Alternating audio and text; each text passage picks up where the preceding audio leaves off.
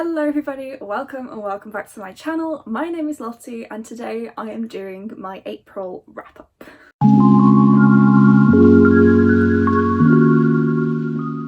I have a lot of books to talk about this month, so I'm going to try and go through this fairly quickly. As always, before I talk about the books that I read during the month, I'm going to run you through my statistics. In the month of April, I read a total of 12 books, which is a lot. I think I've only read this much in 1 month. In December last year, I think I read 12 books around then as well. Yeah, so I've read 12 books. I'm very impressed with myself. Like, I don't know where it came from, because I felt like I was really behind on what I was reading, and then all of a sudden I was like, hang on a minute, I've finished 12 books. Like, how did this happen?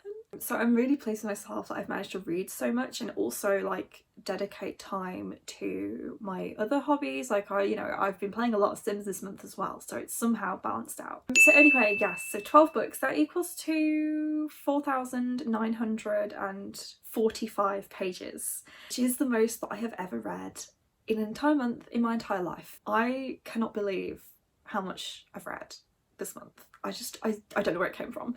So that averages out to 165 pages per day, which makes sense because I basically read 100 pages on my commute to and from work. I can read about 50 pages each way, and then I will read again of an evening to chill. So it's like, and I usually read about 60 pages of an evening because I tend to read for about an hour before I go to bed. So yeah, I'm impressed. I'm so impressed with myself. I also dedicated a couple of weekends in April to like just reading, so I guess that's where I've been able to fit more in. So let's talk about my star ratings, because I had a really mixed bag in April, which tends to happen when you read a lot.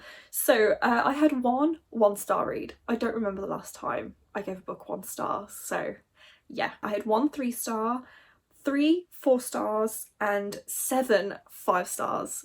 I had a great reading month. I had a couple of not so great books, but most of all, I've read some of my new favourites, so yeah.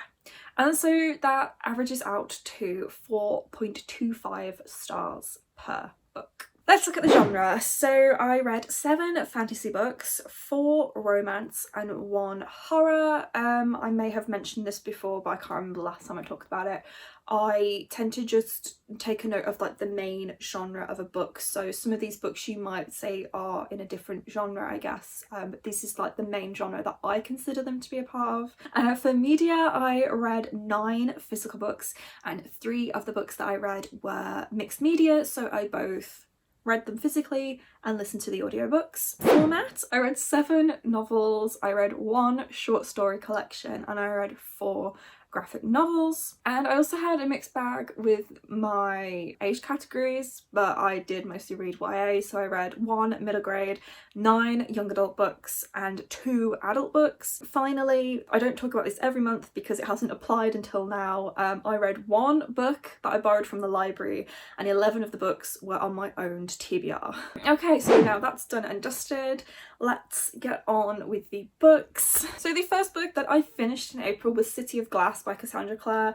I didn't mention this in my March wrap up, but I did start this in March, but I finished it in April, so I guess like half of the pages were in 1 month and 1 in the other half, so yeah. So yeah, this is the 3rd book in the Mortal Instruments series, which is following Clary Frey, who finds herself wrapped up in the world of the Shadowhunters after she sees a bunch of people murdering someone in a nightclub when actually they're demon hunters killing a demon. So this is the last book in what I guess is the first trilogy, and then I also read City of Fallen Angels, which is the 4th book in the series and like the first book in the next trilogy. So I'll talk about these 2 books together since they are part of the same series. So I rated this one 4 stars and this one 5 stars, and after I read the Goodreads reviews for this one, I was like, did I read the same book? Because apparently this is like generally known as not a great book in the series, but I really enjoyed it. So it was right at the beginning of the month that I read these, so I'm a little bit fuzzy on the details.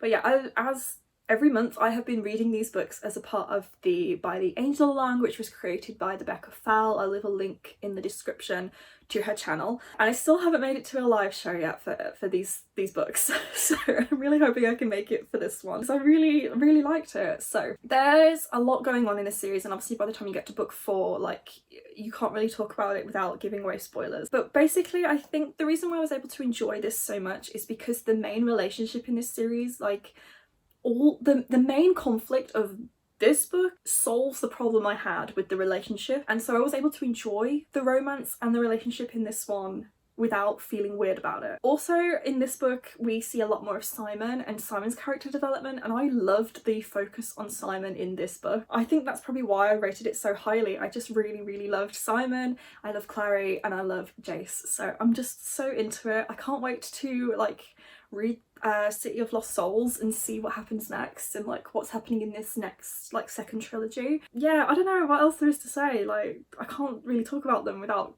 spoilers. So yeah, I guess like the big bad of the first trilogy I just don't really care that much about. I don't know, I know it sounds daft, but I just wasn't as interested in like the overarching plot, I guess, of the first 3 books, and because this is starting like a new story arc, I'm really interested in like where that's going and like the new characters that they introduced in this book as well. And I guess I just really love Simon. Like, he's really grown on me over the past 4 books, so yeah, I'm excited to see more from him. I really enjoyed this one. A lot of people didn't like it so much. I guess it is really short, and I guess a lot of people think it's a bit of a filler book, but I just was really into like what was going on with the plot and everything, and Jace and Clary and everything, so yeah. So the next 4 books I'm going to talk about all together, and you'll see why, and it's because I read volumes 1 to 4 of Heartstopper by Alice Oseman. I just love this series so much. I gave them all 5 stars, absolutely bloody loved them. Spoops was doing a kind of read-along of this series in anticipation of the new show coming out, and I have never read them before, so I was kind of a bit like, yeah, I'll join in, but I don't own any of them, so I was a bit like, I don't want to buy them.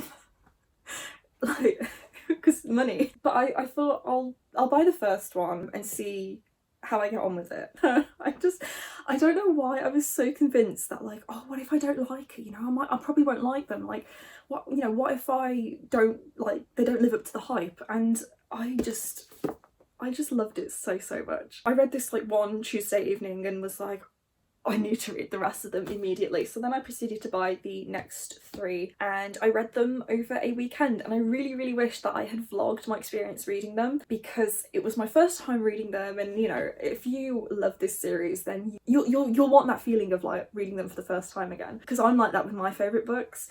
So I really wish I had vlogged, but also I'm glad that I was able to just experience them and enjoy them like in private, and like just yeah, I don't know, I just really loved them.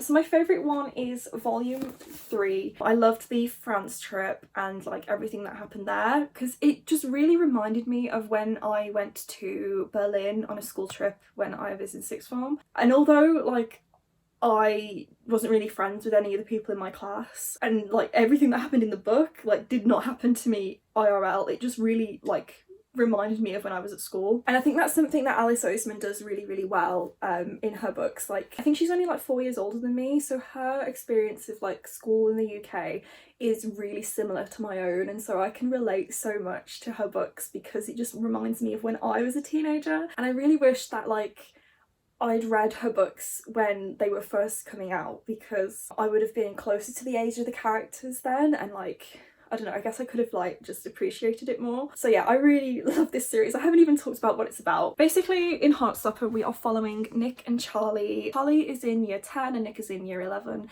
and it's essentially just the story of how they meet and how they become a couple. They are like, I guess, prequels to Alice Oseman's novel Solitaire, and then by the time we get to volume 4 we're kind of like going past the events of Solitaire. I haven't read Solitaire yet, but I'm definitely going to be reading it at some point. I need as much Nick and Charlie in my life as I can get. So yeah, it's literally just a graphic novel, and it's the story of how they meet and like their friendship and then their love, and it's just so cute, it's so sweet. At the very start of the month I replayed one of my favourite games, Our Life. It's an indie visual novel where you basically play a story of childhood friends to lovers, and it has like all these cozy like joyful feelings, and I just really wanted to replicate the feelings I had playing that game again, but like without having to play the game again. These graphic novels definitely gave me all those cozy, warm, like happy feelings that I just craved after finishing that game. So yeah, I loved it so much. It made me laugh, it made me cry. It was really emotional, especially by volume 4. I will give trigger warnings for eating disorders and self-harm and like mental health conditions in general across this series. It was something that was really like, it hit home to me quite a lot, and it was really difficult for me to read volume 4, especially because I didn't know it was coming whatsoever. It just felt really personal to me, and so it was a little bit difficult for me to read. I just love this series so much, and I can't wait for volume 5. I loved the show, by the way. I absolutely loved it. I'm desperate for a series 2 because my favourite volume would be series 2, volume 3, so I'm getting a little bit emotional thinking about how much I loved these books yet again. Yeah, I really want to reread them immediately, and I'm so pleased for Alice, like how much the show has taken off, and like the books and everything. Went into Waterstones the other day, and the guy on the tills was telling me that pretty much all he'd sold that day was Alice Oseman books, so I'm just really happy for them. Heartstopper, 5 stars for every single one. It was brilliant, I loved it. So next I read The Queen of the Damned by Anne Rice. I have been reading the books in this series as part of Vampalong, which is hosted by 3 beautiful booktube ladies. I will leave a link to something in the description for that read along. So I've been reading these books as part of that read along, and this is the 3rd book in the Vampire Chronicles series, following on from Interview with a Vampire and The Vampire Lestat. This was the 1 star of the month. I hated it so much. I am going to DNF this series from this book because I just don't want to dedicate any more time to reading it. I don't want to waste more money on buying them because we don't have them in the library, probably for good reason, because after this one I'm sure they're going to be just as shit. So sorry. Like I really wanted to enjoy this series, but I just don't think it's for me. It's just not what I want it to be. So these books follow several different vampires in the world. First one, Louis, a vampire, is telling his life story to an interviewer, and then the second one it's like the autobiography of one of the characters, Lestat. And this one, everything kind of comes together and we see perspectives of a lot of different vampire characters and like what happens after the events of the second book. I found it really hard to follow. I just did not care about anything that was happening in the book. I didn't care about the characters, I didn't care about the plot, I didn't care about any of the like stakes or anything like that. I honestly could not tell you a single thing of what happened in this book because I just wasn't paying attention when I was reading it because I just didn't care. I don't like Anne Rice's writing. I find it really difficult to get into, and it's just, I'm a bit sad about it really, because this is like the blueprint for some of my favourite books about vampires, and I just can't appreciate like the I guess source material. So yeah, I don't want to talk about this book anymore. I didn't like it, I don't recommend it, and I'm not going to be continuing on with the read along after this one, so sorry. So then I was on a proper roller coaster like the few weeks I was reading all these books, because then I read The Invisible Life of Addie LaRue by V.E. Schwab, and I rated it 5 stars. So we went from 5 to 1 to 5. I loved this. So I'm sure all of you will have read this by now because I'm like the last person on the planet to read this book. I read it as part of Spoops' Patreon book club, and I'm so glad that I decided to join in because I really enjoyed it. So we're following Addie, who is a girl in the 1700s, and she basically makes a deal with the devil because she doesn't want to get married or anything. She's basically having the world's worst breakdown. He gives her life everlasting. Catch is nobody will remember her. She can't write her name down, she can't make a mark on anything. Like if she breaks something, it magically like resets, and so she's immortal but nobody can remember her, and it is so tragic, but also like I don't even know, like it's just so magical. I love like Addie, I love the love interest, I also loved Luke in this as well. I don't even know what I was expecting going into it, but I'm glad that I didn't really know too much about it before I started it. It was the first V.E. Schwab book I've ever read as well, and I just think it was great. It was great. I'm definitely going to pick up more Schwab in the future. I've not heard great things about her newest release, Gallant, so I don't think I'll try that next. But also I don't think any of her other books are like this one. I feel like this is really unique in like the way it's written and like the subject matter, so I don't really know what I'm going to try next. If you've got any recommendations, leave them in the comments please, because I want to try more Schwab. I just don't know where to start after this one because I don't think anything will live up to it, so yeah. But it was great. It didn't make me cry, which I was expecting. It was just like a nice romantic story, and I loved the like magical elements and like the deal with the devil and all that. And because it's a little bit like historical fiction as well, and I'm not a massive fan of historical fiction, so I was a little bit like, I'm not sure how much I'll like those bits, but I did really like the historical side of it and all these people that she's had relationships with, and it was just really tragic but also really lovely, and I just, yeah, it was great. So then I read The Assassin's Blade by Sarah J. Maas. I do have a reading vlog for this. I don't know if it will be up by the time this video goes up, but I rated this 4 stars, and yeah, it's definitely made me excited to continue on with the Throne of Glass series again, because as you guys know, I did not like Heir of Fire very much, so I'm a little bit like, will I like this or won't I? But I did enjoy this very much. So this is a short story collection following Selena up until the start of the first book. Selena is an assassin. She is sent off on all sorts of jobs to do in this book, and what I liked about each of these stories in this book is that they did continue on with each other. My main thing was, though, I would kind of wish it had just been like one cohesive novel. I definitely feel like had Sarah like just done a little bit of editing to connect the end and the start of each of the stories, like it just could have been one whole story. Especially the last 3, like they really did like feel like part of the same story. They were just like different chapters of each story. You know how some books these days are like split into like part 1, part 2? That's kind of like what this one was. But yeah, so I do feel like it could have just been one whole book. I do also feel like this is key reading for the main series. Like I feel like this should have been the first book, in the same way that like the Witcher series, the first book is actually a short story collection that you have to read in order to read like the first main novel. And I do wish that I had started the series with this book. It would have definitely filled me in with a lot of the gaps in character dynamics and stuff. So if I'm going to reread the series at any point, I will start with this book.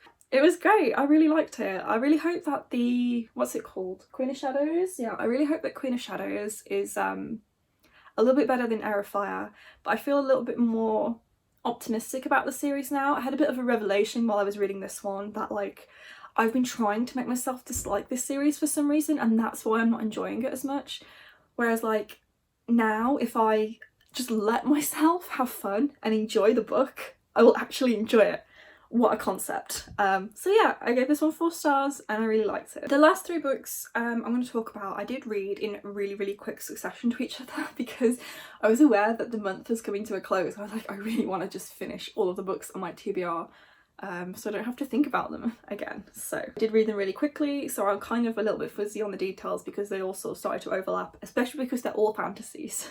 So yeah. The next book I'm going to talk about is This Poison Heart by Bayron. I gave this 5 stars. It was so good. Oh my god, I don't think I can rate this book highly enough. Like, it was fan-bloody-tastic. I've read Cinderella is Dead and I did really like that book, but there was just something about it that like didn't connect for me. Whereas this one, like I loved it so much. I'm not going to refer to this as a retelling anymore because I definitely think it's not a retelling. It's its own like standalone original story. And I've already pre-ordered This Wicked Fate because I really just need the second one like immediately. So in this book we're following Bryces, who is adopted, and she gets like a letter to say that she has inherited this old house in the middle of nowhere from her birth family. And she and her moms are like, this is weird but okay. They move out there for the summer just to see what's going on, if it's a viable like place for them to live. And also Bryces has plant magic powers. At the start it's kind of like just like a normal thing for her, but you do find out more about the plant magic as you go on with the book. So Yeah, so Bryce says she's got plant magic powers, she inherits this old house, and they're kind of all just like, this is really sus, but okay. Throughout the story, we find out more about Bryce's and her family's history and like what's going on with her powers and everything, and it's all really building up to this big event that happens at the end, which is obviously going to be like the main plot of book 2. I really, really like this. It gave me proper like Black Girl Magic vibes. It had like American Horror Story vibes, but not like, I don't know what about it, but the story felt really familiar to me, and I don't know why. I still can't pinpoint like if I've read something similar or like watched a movie or something, but something about this book was so familiar and so, I don't know what the word is, like homely, I guess. I don't know, like there was just something about it that really like just made me feel like I've experienced it before, even though I don't think I have. It was a weird feeling, but I really, really loved this. It's got like witches, it's got Greek mythology, it's got like just all the sapphic vibes. I loved it so much. Oh, it was so good. Yeah, I'm really excited to read the second one and to see what else Kalynn Bayron writes, because I just love this so much. Okay, so the next book that I read was A World Without Princes by Soman Chainani, the second book in the School for Good and Evil series. So I rate this 4 stars. I didn't like it as much as the first one. On pure vibes, I probably would have rated this a 3, but Corporal told me it's a 4, so I guess that's what, it's a 4. So this is continuing on from the first book, where Sophie and Agatha have like concluded their fairy tale, and then something happens and they go back to the school, except it's different. So instead of the school for good and school for evil, it's now the school for girls and the school for boys. I don't know, it was weird. It felt, the plot itself was very much more of the same, but with a bit of a like different setting, I guess, because it was girls and boys versus good and evil instead of good and evil. I don't know, I feel like after everything that they went through in the first book, it was just like we're back to square one, and yeah, it was a little bit disappointing. I'm not as excited to read book 3 now, in case it is more of the same. There was something about this that was so strange. It felt almost like misogynistic and homophobic, which homophobic doesn't make sense to me because the author is gay, but I don't know, there was just something about it. I just was like, I don't understand what the author is trying to say. Like, I feel like he's trying to make a point in like the grand scheme of things, and I don't understand what he's trying to make a point on, because it just didn't make sense. There were so many flaws in the logic in this book, and I just didn't understand what was going on and like what he was doing, like if he was trying to be clever with something or what. And the fat phobia was back as well, which I don't understand. I'm really conflicted on this series now, because I love the first book, I love the world that he's created, and I love the setting, and I love Sophie, and I love Agatha, but I just, like, I don't understand what Soman Chainani's doing with the plot. I just hope book 3 is better. I just hope book 3 makes more sense. It is a lot longer, so there's more space for him to like flesh it out, because this was a really short book compared to the last one. I think it was a lot shorter, but it was basically the same plot of book 1, except instead of good and evil, it was boys and girls. I don't know. It was okay. Finally, the last book that I read in April was The Cruel Prince by Holly Black. I rated this 3 stars. It was okay. I don't know if it's just because I was like basically rushing through it to try and finish it before the end of the month, but I just didn't connect with the story, like, and not in a like I have to like the characters and the plot kind of way, or like I have to relate to them. It was more of a I just didn't understand what was going on. I found it a little bit confusing, and I just didn't care as much as I wanted to. I don't particularly like the main character, Jude, but I do like the love interest in it, which is weird because a lot of people hate him because he is a cruel prince, but it's like, that's what it says on the tin, so I was expecting it. So basically in this book, we're following Jude, who has been whisked away to fairyland after her surrogate father murdered her real parents. He took her and her sisters away to fairyland.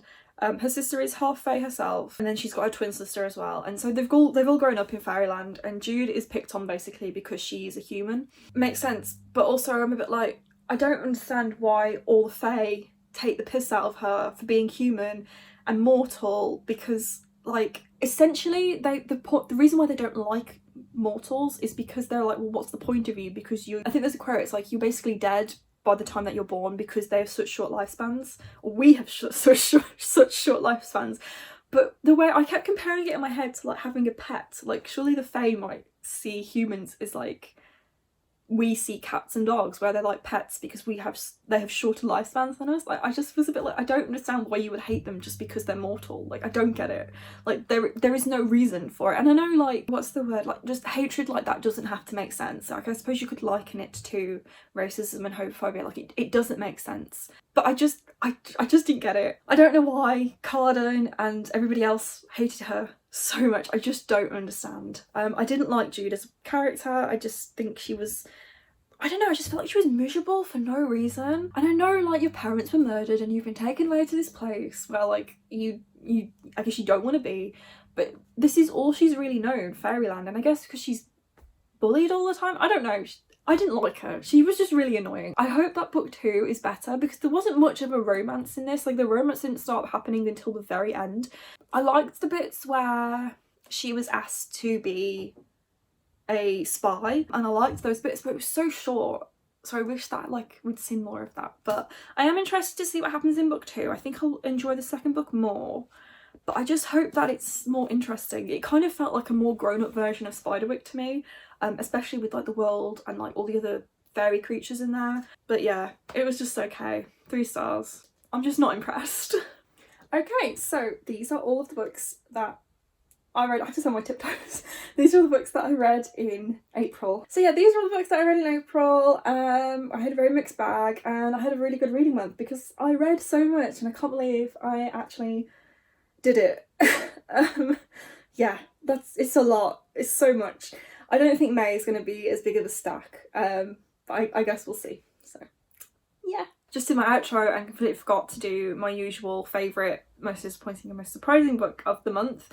That's me on me for rushing and being a bit of a dum-dum. I feel like this goes without saying, but my favourite book of the month was Volume 3 of Heartstopper by Oseman. I absolutely loved it so much.